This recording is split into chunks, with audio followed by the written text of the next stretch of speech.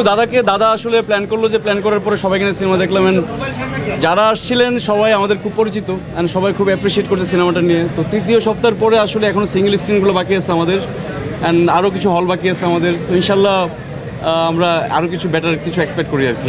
এই turn break প্যারের পিছনের কারিগরটা হচ্ছে বেসিক্যালি সঞ্জয় সমদ্দার, আমি না।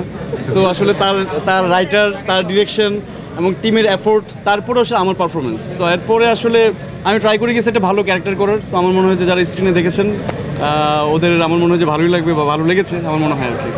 আমার মনে হয় যে একটা সিনেমাতে আসলে মোশাররফ করিম এবং চঞ্চল চৌধুরীর মতো মানুষদের আসলে সিনেমায় পাওয়া এটা অনেক বড় ভাগ্যের ব্যাপার। আমাদের সিনেমাতে আসলে মোশাররফ করিম এবং চঞ্চল চৌধুরীকে পাওয়া হচ্ছে আমার জন্য অনেক ভাগ্যের ব্যাপার, কারণ আমার সিনেমা ক্যারিয়ারে আসলে যাদের সাথে আমার কাজের সক্ষতা বারবারই ওদের সাথে আমার দেখা হয়েছে অনেকভাবে, অনেক সিনেমাতে।